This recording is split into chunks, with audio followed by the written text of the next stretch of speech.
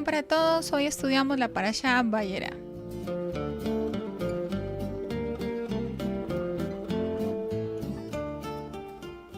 La porción de esta semana llamada Vayera, que significa y apareció, se encuentra en el libro de la Torá, Bereshit, Génesis, capítulo 18, pasuk 1 al capítulo 22, pasuk 24.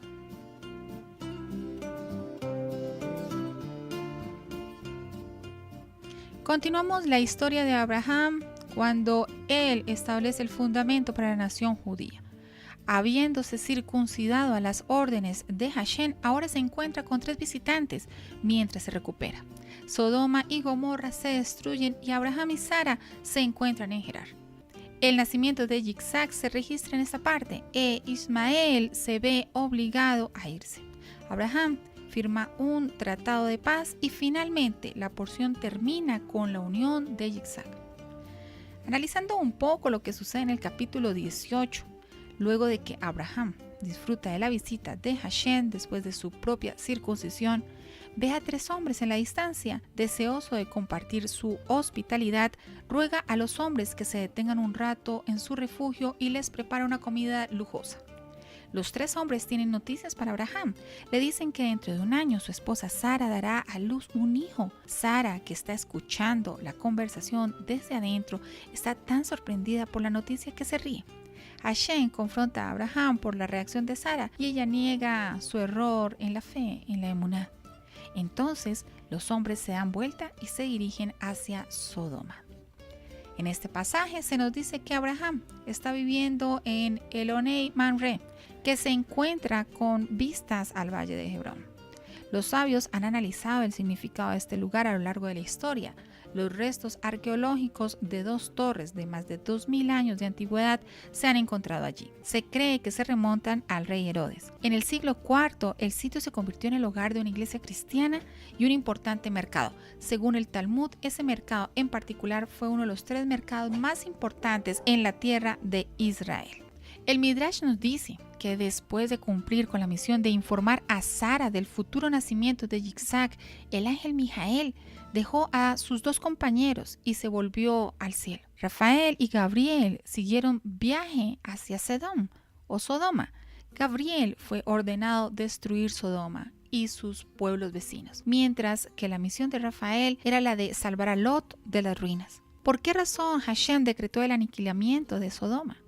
La Torá nos dice, mas los hombres de Sedom o de Sodoma eran malos y pecadores para Hashem en demasía. Bereshit, capítulo 13, pasuk 13. Sodoma fue individualizada porque era la capital del distrito. Los habitantes de estas ciudades eran asesinos y adúlteros, quienes se rebelaban a sabiendas contra Hashem. Sus actos eran similares a aquellos de la generación anterior al diluvio. ¿Qué causó que los habitantes de Sodoma fueran corruptos? La gente de Sodoma era la más rica del mundo, pues la tierra de esa zona era extremadamente fértil. Más aún, poseía recursos naturales de oro, plata y piedras preciosas. Cuando un sodomita enviaba a su sirviente al patio trasero para arrancar una verdura, ésta encontraba oro en la tierra. El resultado de la abundancia de la que gozaba la población de Sodoma no incrementaba la gratitud hacia Hashem, sino todo lo contrario.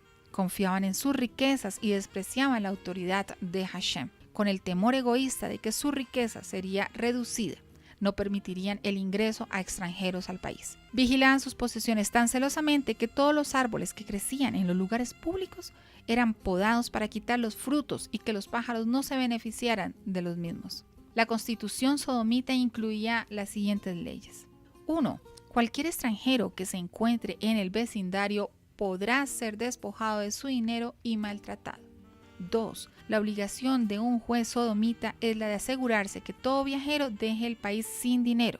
3. Si alguien fuese encontrado entregando comida a un pobre o extranjero, sería condenado a muerte. 4. Si alguien invitara a extraños a un casamiento, sería castigado despojándole sus ropas del cuerpo. El rabino Daniel Oppenheimer hace un análisis sobre este comportamiento y dice: la gente de Sodoma no nació en un vacío histórico. Previamente, la generación del diluvio había sido penada por ladrona y violenta. No respetaban la propiedad ni las pertenencias del prójimo.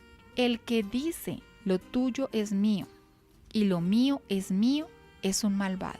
Lo encontramos en el Pirkei Avot 5:13. Le siguió la generación de la construcción de la Torre de Babel y la posterior dispersión. No respetaron la individualidad moral del ser humano y fue su gesta rebelarse colectivamente en contra de Hashem.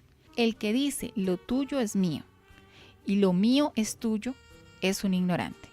Luego de la dispersión, le tocó a los habitantes de Sodoma el lugar más fértil y económicamente privilegiado de toda la tierra. A escasos 52 años desde su fundación, no sentían que fuese su rol compartir esta ventaja con toda la humanidad. En fin, nunca podría una sola ciudad resolver el problema de la desocupación y miseria de todo el planeta. Decidieron, pues, imponer leyes de inmigración estrictas para evitar el constante flujo de personas desafortunadas que llegaban a la ciudad para probar suerte allí. Ahora bien, la ambición es una condición humana no poco frecuente. Es, sin embargo, tan grave como para ser sancionada de modo tan severo. Veamos cómo examina la misma Mishnah que mencionamos anteriormente la naturaleza de Sodoma.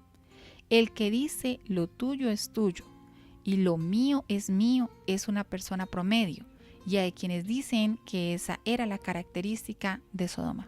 La avaricia suele ser una característica promedio. Promedio denota que es corriente, lo cual no significa en absoluto que esté bien. La gran mayoría de la gente se ofendería si la tildaran abiertamente de avara.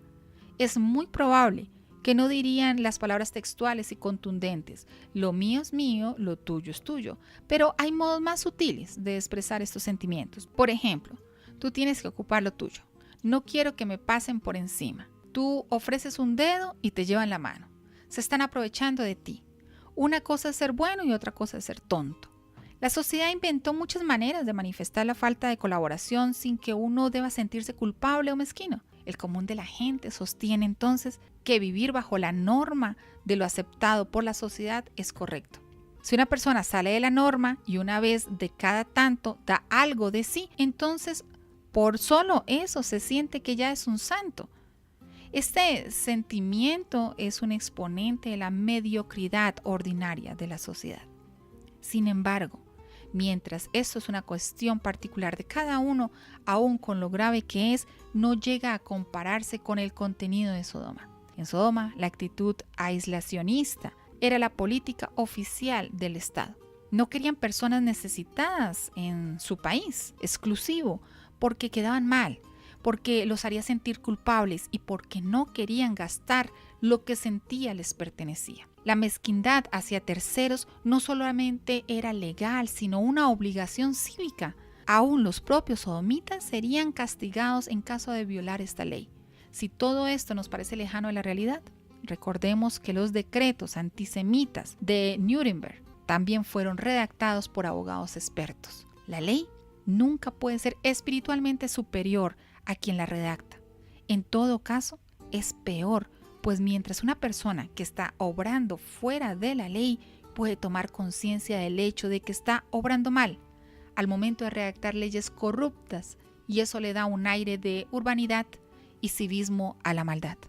Al describir la naturaleza de Sodoma, los exegetas Onkelos y Rashi explican el versículo que los describe como inicuos y perversos. Inicuos con sus bienes, perversos con su carne.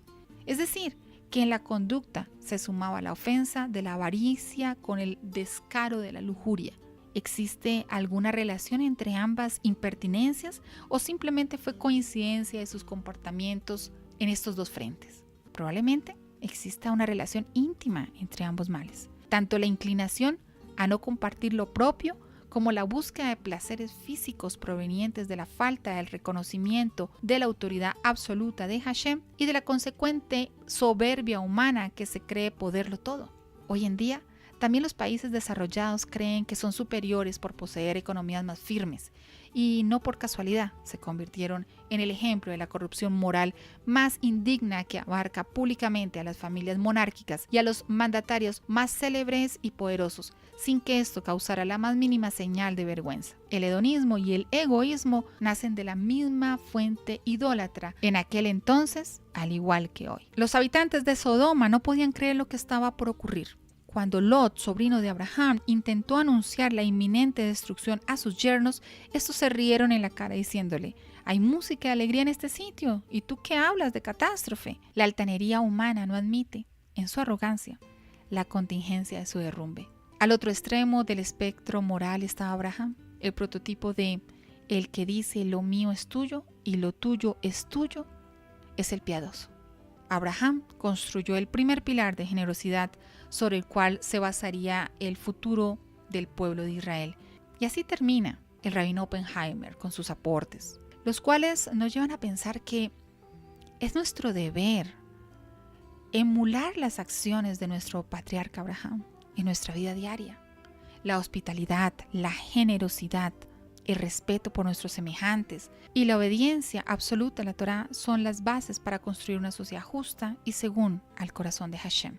Esa altanería humana a la que se refería el rabino Oppenheimer, la vemos cada día a nuestro alrededor.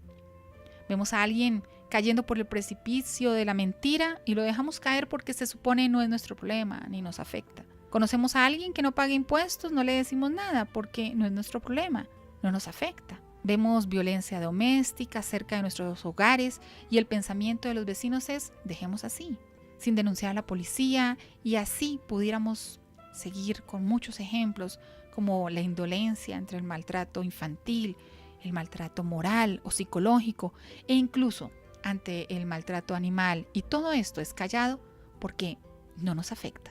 Las constantes acciones correctas impactan y son importantes para la corrección de este mundo, reflejando la verdadera generosidad, entregando sin restricción nuestra ayuda constante para quien lo necesite, no solo material, sino también espiritual. Recordemos que todo lo que aquí tenemos no es nuestro, es de todos. Me despido recordando una de las sabias frases del rabino Breslov. Si cierras la boca y los ojos, eres como nada. Shalom Ubrahot les desea la morada Yasmín.